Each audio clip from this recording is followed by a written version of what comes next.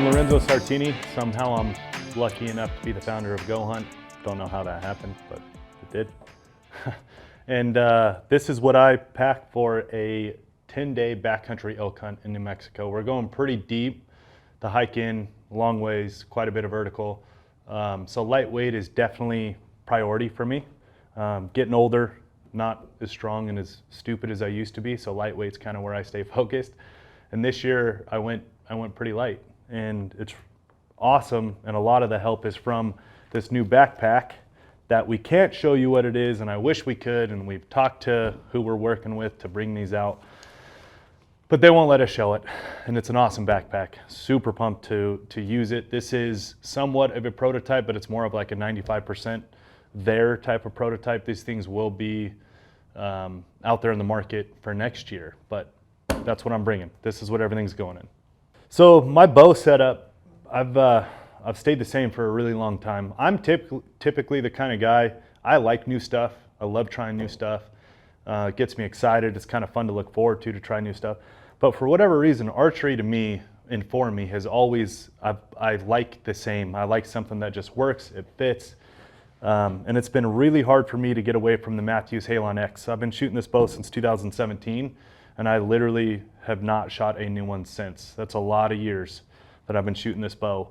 And I've tried a lot of the new ones. It's one of those things where when you have something you know you love and works for you, I don't like switching it. So I've had the same setup on this bow for a long time.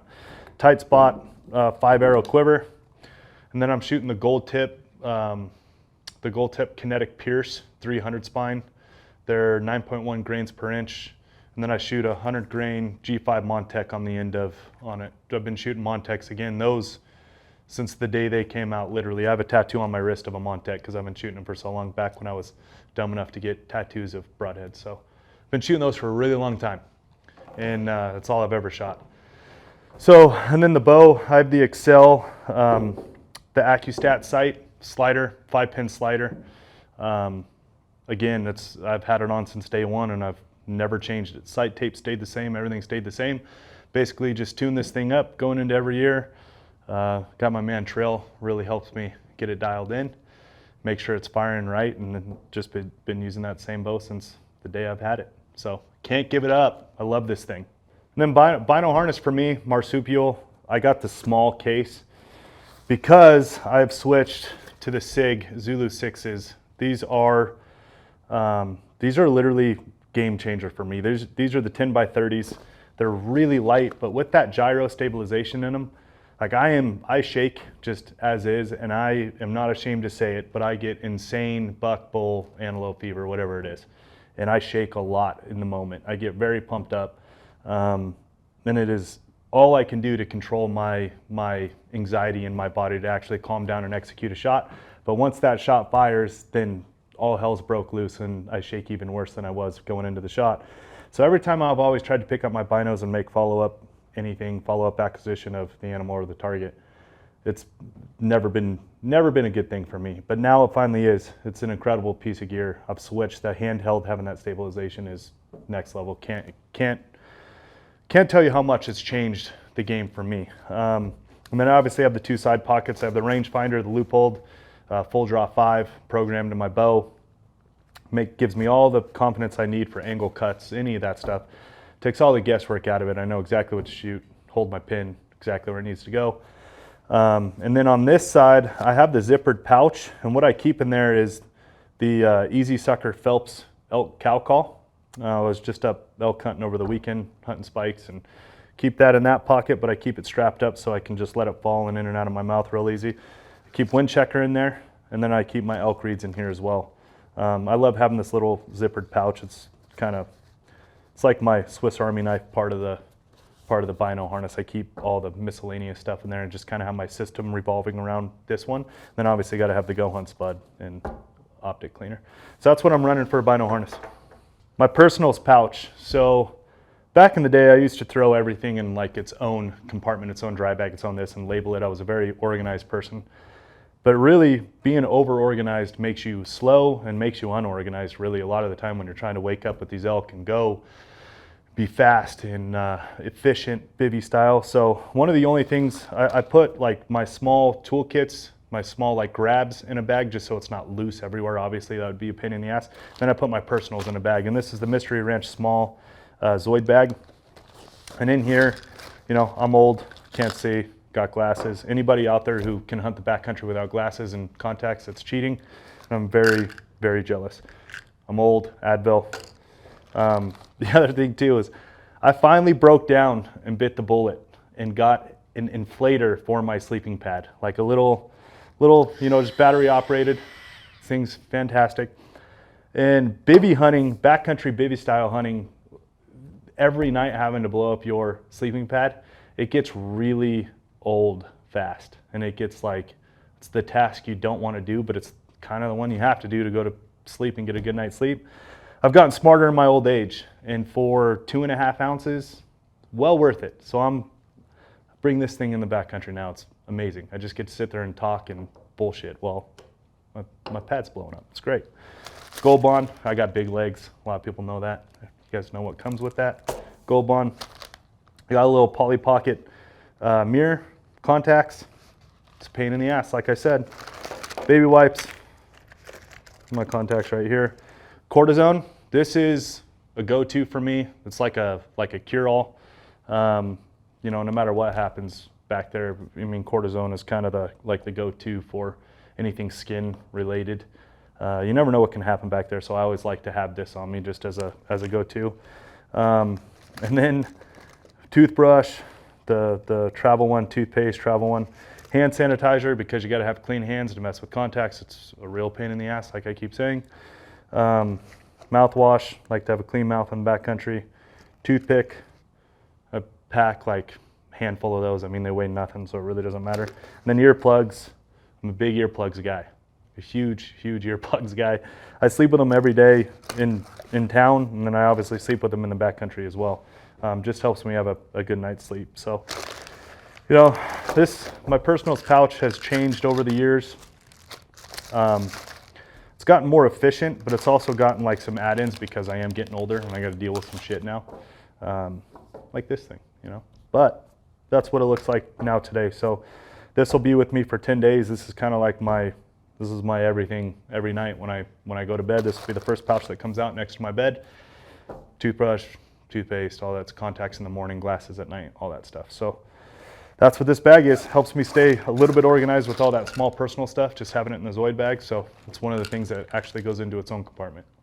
Up next is my stove system, which, you know, I go back, I kind of feel like an idiot sometimes bringing this because actually my food is stoveless. I do not do very well with those freeze-dried meals.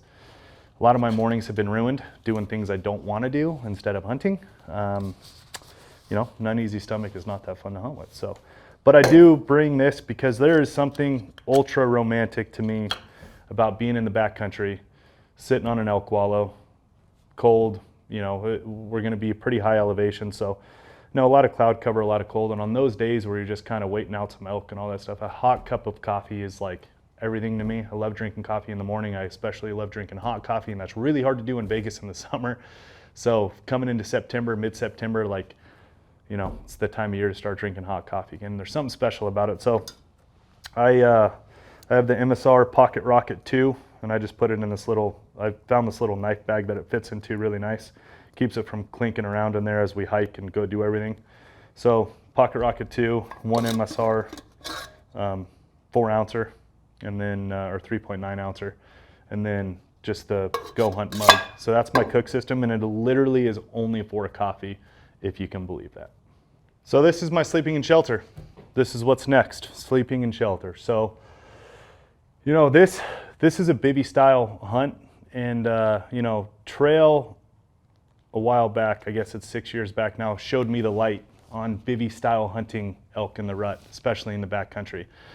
And being able to just sleep where you end up every night, not have a true camp, it's just wherever you end up is where you sleep in that bivvy style.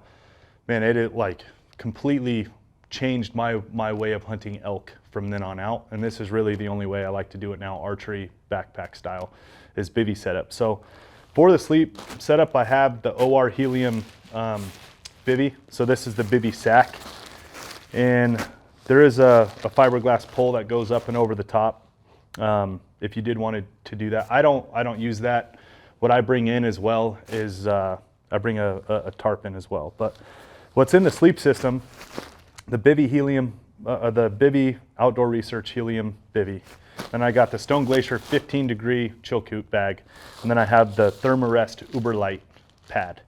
And it stays in this system right here. So when I get to a place, like my sleeping bag's pulled down through, my sleeping pad's pulled down through, so everything, like this is just ready to go. I roll it out just like it is. Hit this thing with the electric blow up.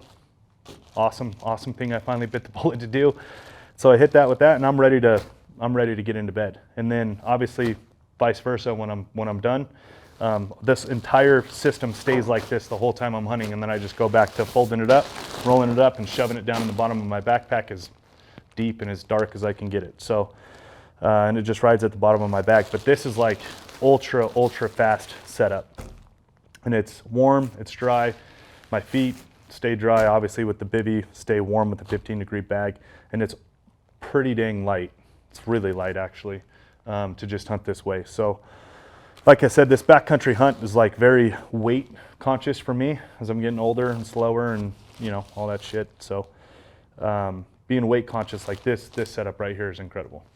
So next is that tarp I was talking about from the sleep system. I don't necessarily consider this part of my sleep system because tarp can do a lot of different things. It's kind of a Swiss Army knife as far as gear goes in the backcountry. Middle of the day, rainy day, instead of throwing on rain gear and just kind of sitting there hating your life, you put up a tarp in between trees. Everyone can get underneath it. The tin is big enough to do that. It's kind of provides shelter throughout the day, whether it's shade shelter, from the sun, or if it's water, whatever it is. And if it ever did become like an absolute downpour at night, I would put this over the top of my head in the bivy. But this is like kind of one in its thing. It's not necessarily part of my sleep system. Like I said, it's just one of those Swiss Army knife things where kill something, you got a tarp over the top of it or underneath it. Sun, shade, rain, whatever it is, you got a tarp for some type of shelter. So this is the Stone Glacier Sky. This is Stone Glacier Sky Tarp 10, which is what I have in there. And then the MSR Groundhog Stakes, super light to just have that kind of like backup reinforcement of some kind of shelter, whatever it is. As far as hydration goes, it's pretty simple for me. Where we're gonna be, there's a lot of clear running water. So I don't necessarily need a filter or want a filter. And then to save weight, I just do the Aquamira drops, the Part A, Part B drops.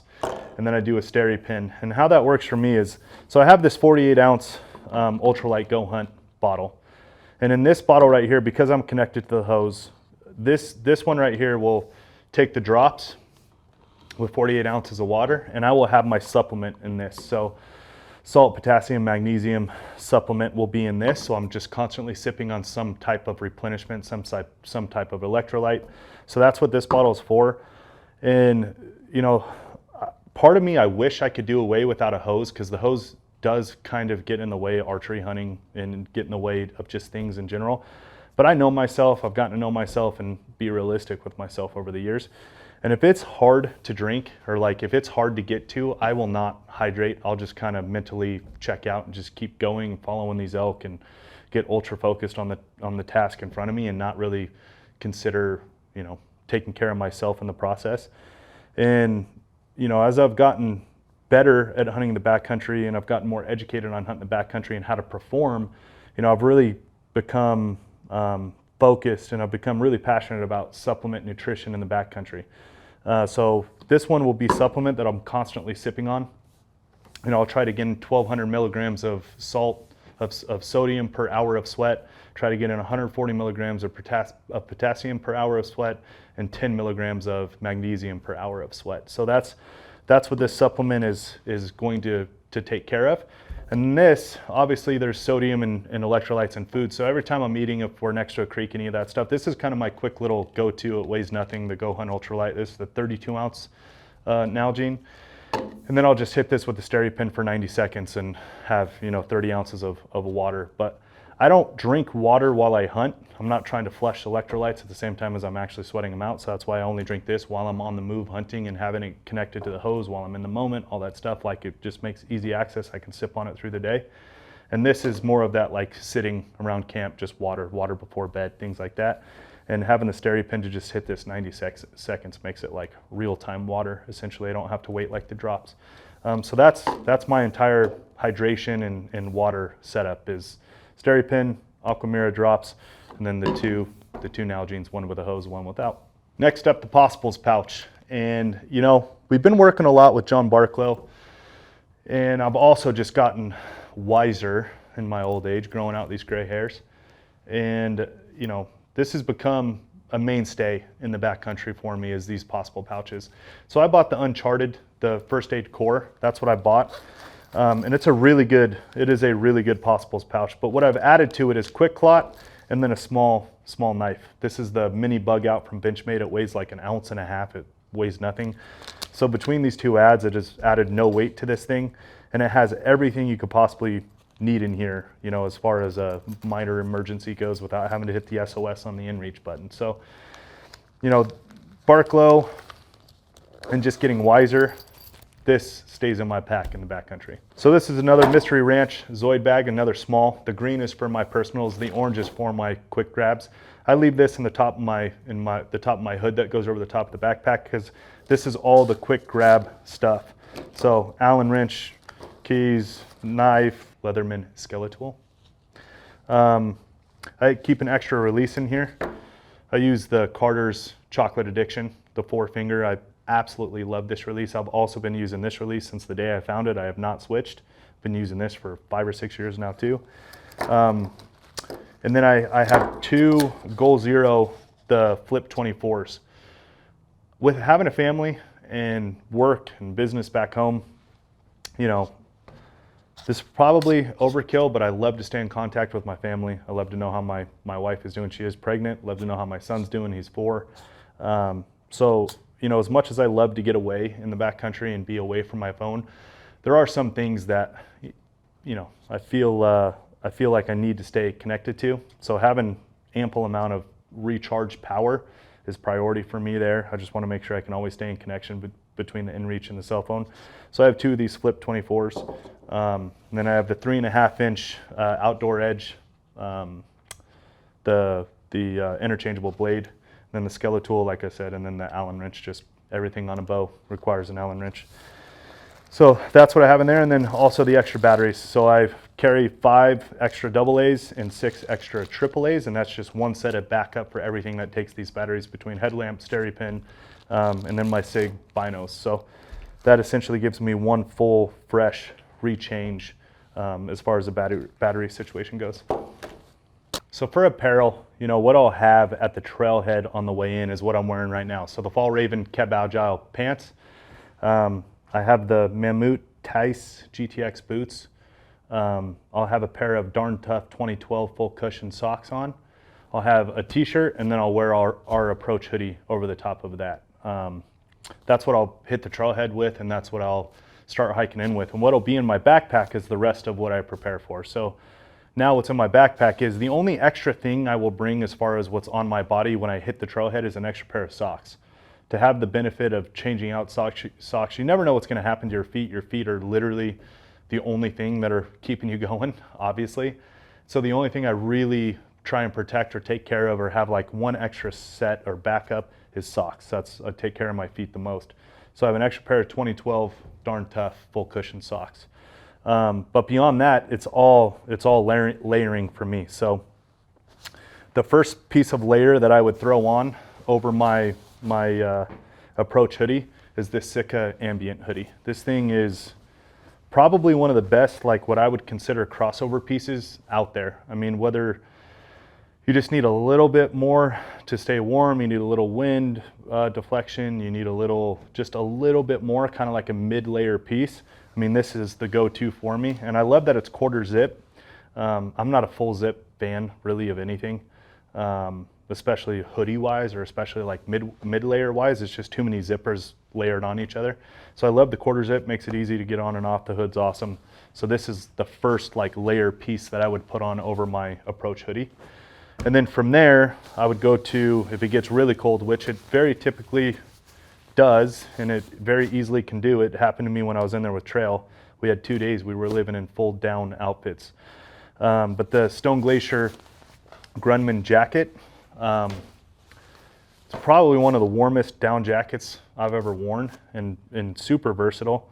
So for me, like those days that get really cold, sitting on a wallow in a rainstorm, something like that, and a real cold front that comes in, this is my piece that I go to, and it is damn warm. And the other thing that it allows me to do too is, if it is cold at night, I do sleep cold. I'm bringing in a 15-degree bag, which you would think is plenty for a September high country hunt, but I do sleep really cold, and I also wake up very cold. And so, you know, sometimes I do like to have that extra warmth, or of even a 0-degree bag, but having the down, this Grunman jacket, and the full Grunman pant, which is just that absolute warmth type of layer for me, having these two in my backpack, and they weigh essentially nothing, which is really nice. But it allows me to get a lot of extra warmth out of my sleeping bag if I ever needed it, so I can actually go lighter on the sleeping bag. But I have the full down Grunman setup from Stone Glacier, and that's what that's for. And then as far as rain gear goes, I have the Outdoor Research Helium jacket and pant. So this stuff is ultra light. It's very good rain gear. I wouldn't say it's like necessarily as robust or like as abrasive resistance as some of these other heavier rain gears out there, but it is ultra light. And where we're hunting, I mean, I'm in the elk woods, so it's not like I'm busting brush all day long and you know, in the willow country or any of that stuff. So it allows me to go lighter on the rain gear, and the Outdoor Research Helium rain gear is like incredibly light. I think it's 6 ounces for the pants and somewhere similar, 6 or 7 ounces for the jacket. So it allows me to stay ultralight there and save me quite a bit of weight. So these are the only pieces of apparel, clothes, and backups I'll be bringing. Only pair of backups is the socks, and then all this other stuff is just layering system. So this is everything I'm bringing into the backcountry. GOHUNT has the new glassing pad, I'm bringing that. GOHUNT has the new dome beanie, I'm bringing that. And then Stone Glacier grapple gloves. This is what I'm bringing in, 10-day backcountry elk hunt. And you know, most people are starting to figure out I'm quite a big nerd when it comes to nutrition, food, supplement, all that stuff. So this is everything without food. We're gonna do a separate one on food just because I can talk for days on that, and nobody wants this video to be longer than it needs to be. So we're doing a separate food one about backcountry food breakdown and what I'm taking in for the 10 days as well. Appreciate you watching. Like and subscribe, please. And if you have any questions, put them in the comments. We will absolutely get back to you, answer them. If you have any questions of why I do certain things, I'll definitely get back to you. So comment if you need to, like and subscribe.